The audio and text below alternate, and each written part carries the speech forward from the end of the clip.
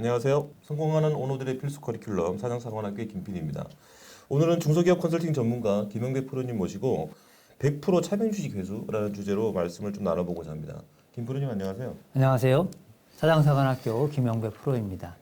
오늘은 중소기업 대표님들의 큰 골칫거리인 차명주식 관련 그 사례, 특히 시가 360억 이상의 부동산을 현재 소유한 매출 1000억대 회사에 무려 100% 차명 주식을 회수했던 사례를 요약해서 안내해 드리겠습니다. 네. 프로님이 그 차명 주식이건 뭐 부동산에 관련된 솔루션이건 네네. 각각의 좀 정평이 있으신 걸로 제가 알고 있는데 정평까지는 아니고 그래서 오늘 아마 좀 두 가지가 좀 잘 접목된 사례를 말씀을 해주실 것 같은데요. 일단 어떤 내용인가요? 지난 10여 년간 네네. 그 1000분 이상의 대표님들을 만나고 느낀 점을 한 줄로 한번 요약해 보면 이슈 없는 중소기업은 없다고 생각합니다. 네. 본인들 만나면 대표님들은 뭐 이슈가 없다, 우리는 뭐 할 게 없다 이렇게 얘기하시지만 세부적으로 30분, 1시간 대화를 나누다 보면 실제로 이슈는 사람부터 돈, 세금의 문제까지 다 있는 것 같습니다. 실제 이슈가 없는 중소기업은 망한 거나 매한가지 아닙니까? 기업이 살아있거나 성장하는 한 중소기업은 어떤 문제건 있기 마련입니다. 이번 영상에서는 1000억 상당의 매출을 실제로 하는 튼튼한 중소기업을 운영하시는 그 대표님의 본인의 100% 차명 주식을 찾아온 제 실제 사례입니다. 물론 시기는 한 8년 전 이야기이긴 하지만 재미있는 사례이기도 하고 큰 회사일수록 차명 주식의 리스크가 있다는 것을 좀 안내 드리기 위해서 준비했고요.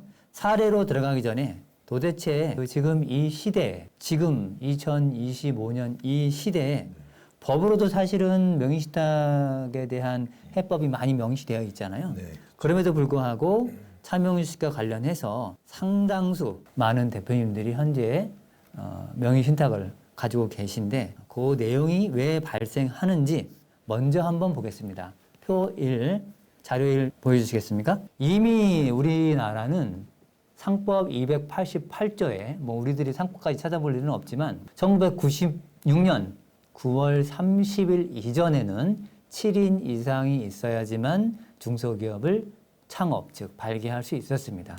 그래서 뭐 PD님도 아시고 영상을 보시는 대표님들도 아시겠지만 배우자, 뭐 처남, 장인어른, 장모님부터 해서 직원, 뭐 친구, 뭐 형제들, 심지어는 그 연로하신 부모님까지 이렇게 넣어서 회사를 창업한 케이스들이 실제로 지금도 있습니다.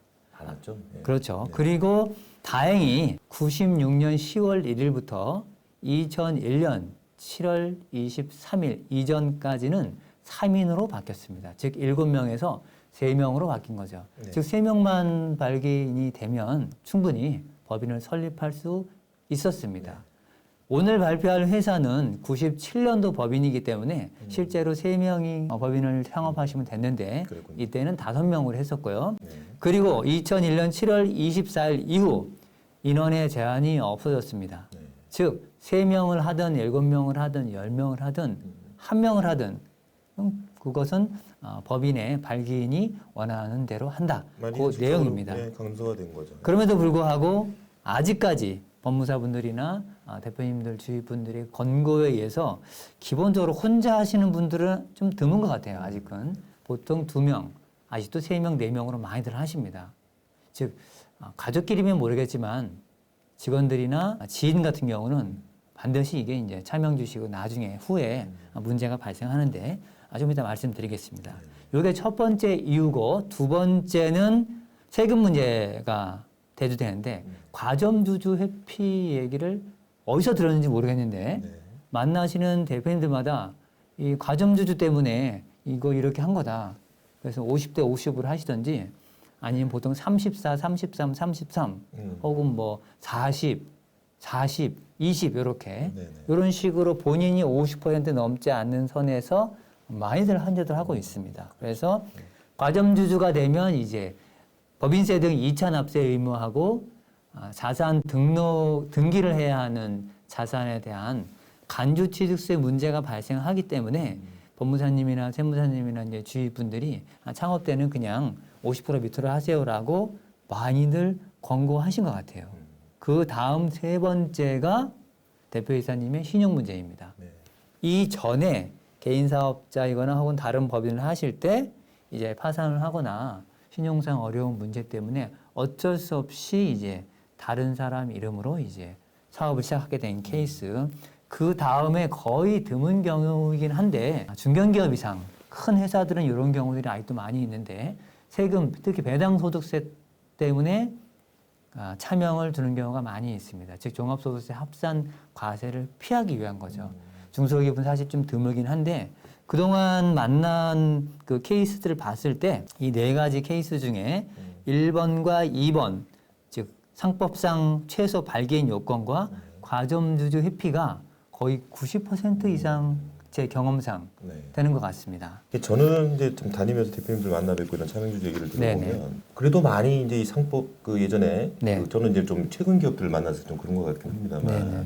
그런 그 발기 요건 네. 때문에 이제 차명주주가 있는 경우보다는 되게 이제 신용 문제 네. 이 부분이 가장 많았던 개인적으로는. 그다음에 이런 그 아까 말씀하신 과점주주 네네. 이런 부분은 좀 법리 자체를 잘못 해석해서 맞아요. 예, 오해를 하셔서 이렇게 맞습니다. 하시는 경우도 좀 많았고 뭐 배당 소득세 같은 경우는 좀 그렇죠. 그 배당을 이제 본인 위주로 그냥 해당 적정량만 하시면 되는데도 이렇게 좀 많이 이렇게 배부를 하셔서 나중에 뭔가를 또 수치를 하시려는 그런 약간 좀 잘못된 의도. 그죠. 이런 부분은 돌려받는다는 좀- 뭐 네네네. 얘기인 거죠. 그죠? 이제 그런 좀 잘못된 상식이나 잘못된 정보에 의해서 네네. 이렇게 차명주주를 부여하신 경우가 좀 많이 있었다라는 좀 생각이 좀 들고요.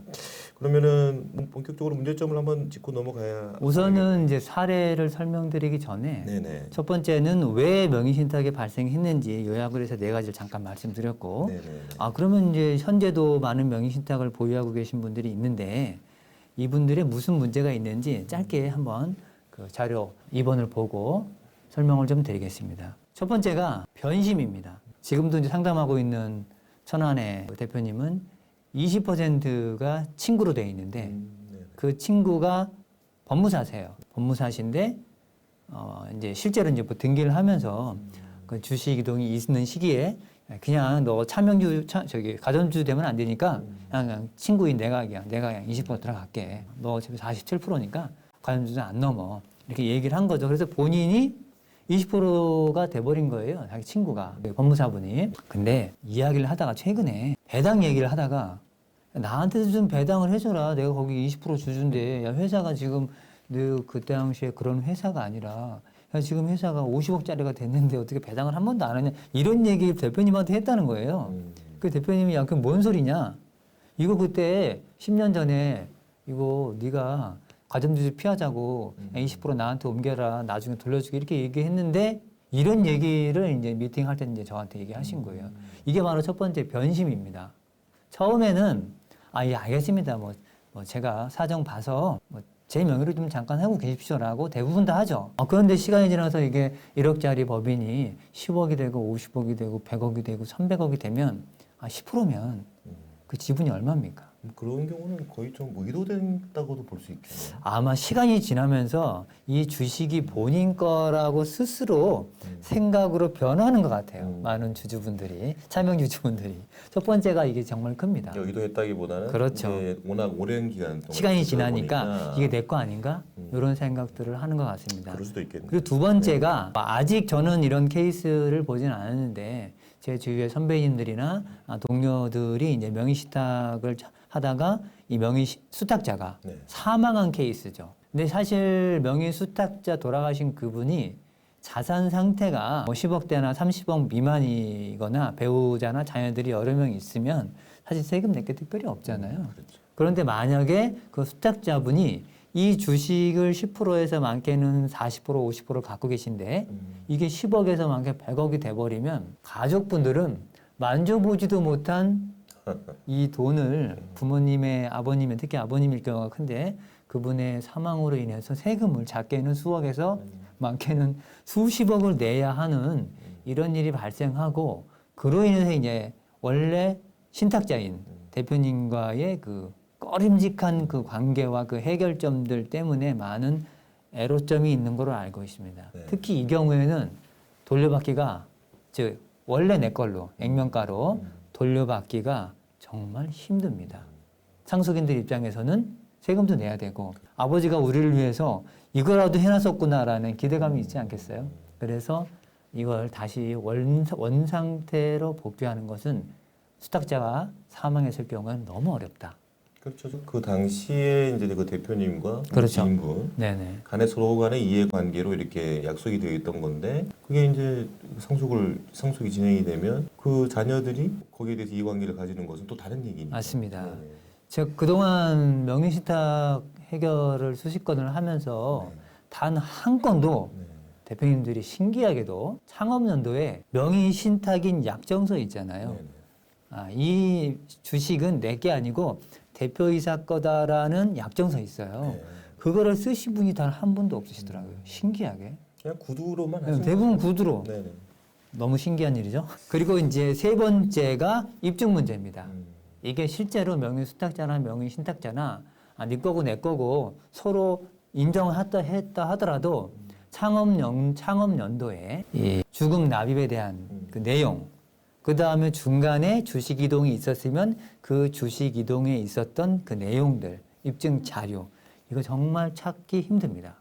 네, 특히 옛날 금융거래 기록도 그 본점에 가면 찾을 수 있다는 걸 그 모르시는 대표님들도 좀 많이 본점에 있는 것 가면 같아요. 찾을 수 있는데 최근에 제가 이제 네. 그 60% 차명 주식을 작년 연말에 해드린 게 있는데 네. 거기는 은행에서 음. 다행히 자료를 가지고 있었는데 무려 14년이 지났는데 가지고 있더라고요. 네, 폐기를 안 하고. 네네. 보통은 10년 이후 지나면 은행에서는 이제 그 폐기 순서대로 오래된 것들을 이제 폐기를 시키는데 그 하나은행이었는데 가지고 있더라고요. 그래서 그걸로 신기한 이제 경우네. 소명을 했는데 네. 입증 문제가 만만치 않습니다. 특히 중간에 증자를 하거나 네네. 주식 이동이 한 번 있었을 경우에 아주 어렵습니다. 그렇죠. 그 경우는 되게 쉽죠. 그렇죠. 네. 그다음 네 번째가 이제 환원 시의 세금입니다.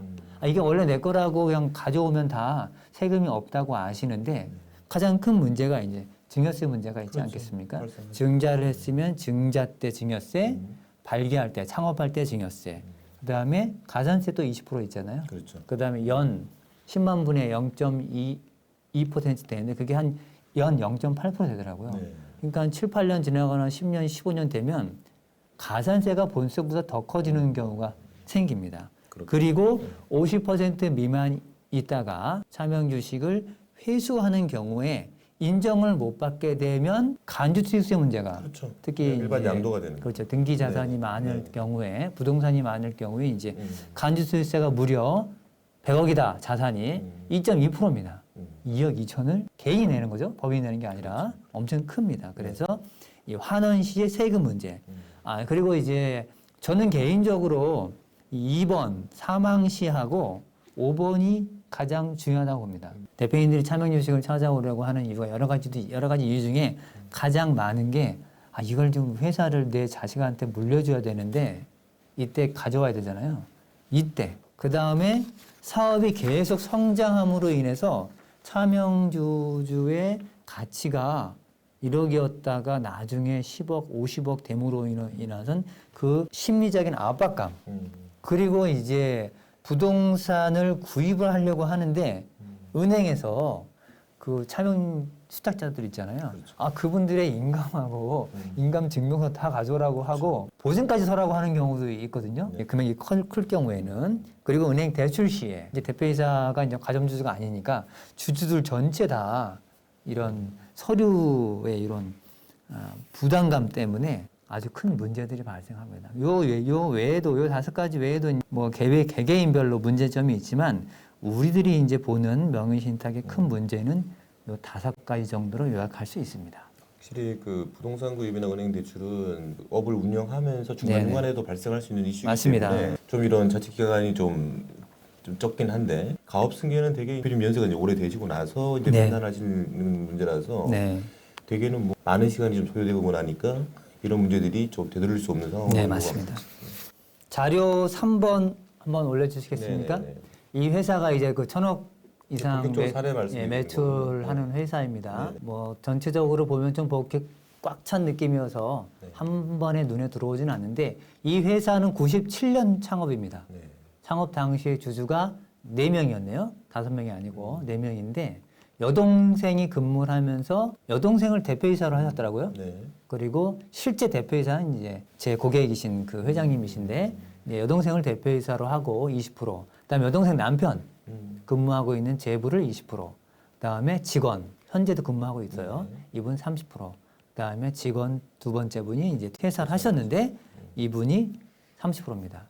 97년도에 직원 2번은 이 직원 2는 퇴사를 제가 만나기 바로 한 1년인가 2년 전에 퇴사를 하셨어요. 제가 2015년도에 여기 회장님을 만났는데 그때 30%를 가지고 계셨는데 그냥 준다 해놓고 회장님도 그냥 지나가 버리고 이분도 퇴사를 하고 연락도 안 되고 만날 수가 없었어요. 그래서 이제 회사로 실제 경영은 대표님이 명함에도 대표이사 누구 해놓고 주식만 이렇게 돼 있는 거예요. 100%. 근데 회사는 부동산이 서울 안에 있거든요. 영등포에 있는 큰 회사인데 그 회사 부동산이 살 때는 뭐 100 몇십억에 샀지만 당시에 360억이었고 지금은 거의 한 700억, 800억 하지 않을까 싶습니다. 이 가격인데 본 회장님도 이거에 대한 심각성을 모르고 이제 제가 소개받고 갔는데 요 얘기를 듣고 눈이 번쩍 뜨이신 거죠.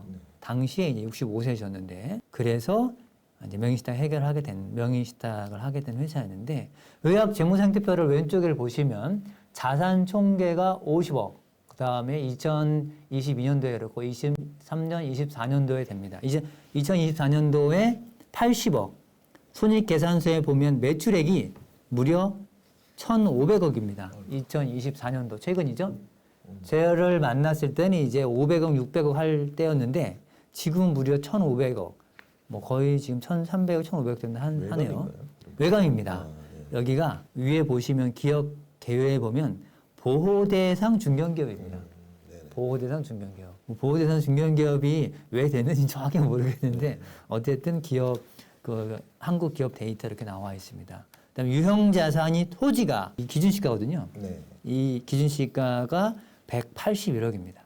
영등포기 때문에 제가 보니까 이 기준시가보다 훨씬 크게 받더라고요. 거의 한 2배 이상 거래가 되는 걸로 제가 알고 있습니다. 그리고 우측에 보면 이제 주식평가를 한번 해봤어요.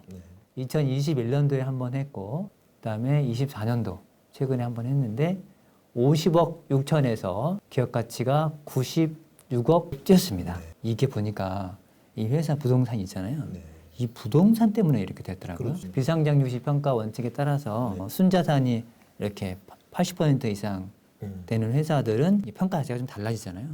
그래서 지금은 주요 주주 현황 요 4인에서 2017년은 요게 본인 대표님 혼자 100%를 이렇게 돼 있긴 했는데 실제로는 2015년도에 100고 2016년도에 차명 주식 100% 회수한 케이스입니다. 이 회사가.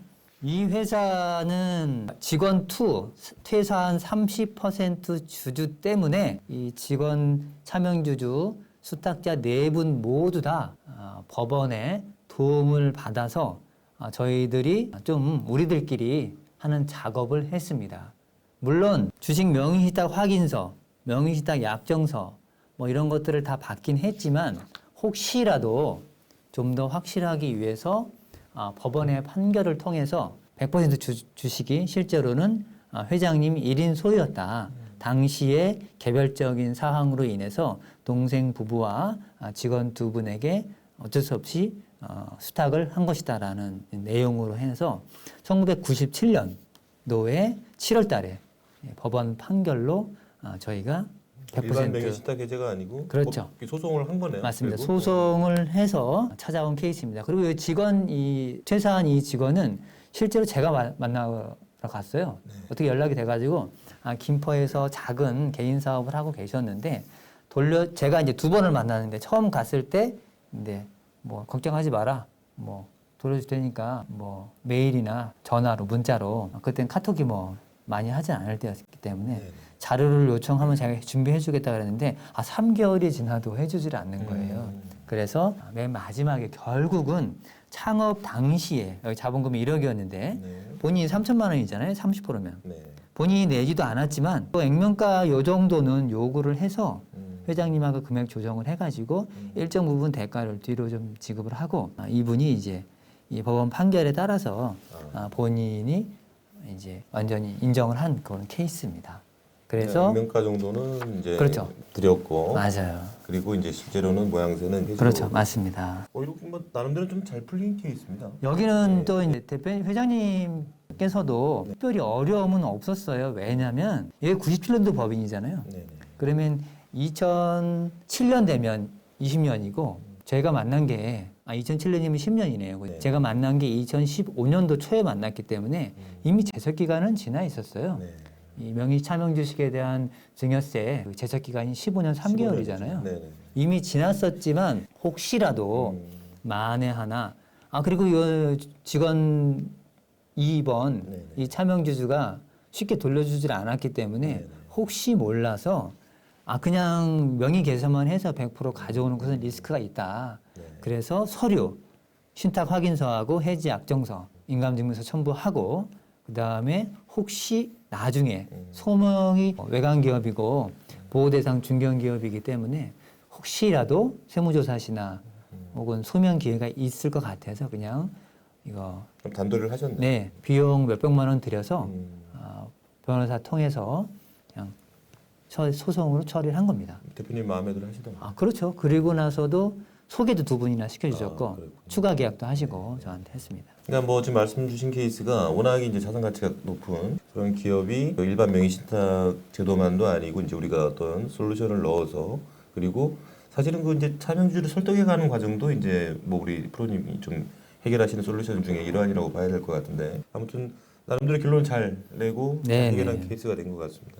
그러면 뭐 사례는 잘 들었고요. 네. 그래서 오늘 차명주식과 관련 좀 생생한 사례 위주로 설명하시는 고생이 좀 많으셨는데 마지막으로 좀 당부하실 말씀이 있으면 좀 부탁드리겠습니다. 네네. 차명 주식이 있는 상태에서 회사의 성장은 정말 골치 아픈 일입니다. 이 세금부터 특히나 관계, 대부분 다 아는 사람들이잖아요. 이 관계까지 아주 어려운 상태가 되고 맙니다. 12년간 그 대표님들의 이 차명 주식뿐만 아니라 법인에 있는 잉여금 같은 그런 가짜 돈 있잖아요. 네. 그 가짜 돈을 진짜 대표님의 그 돈으로 만들어주는 일을 하고 있는데 이 법이 개정되면서 명의신탁에 관련 것도 자주 바뀝니다.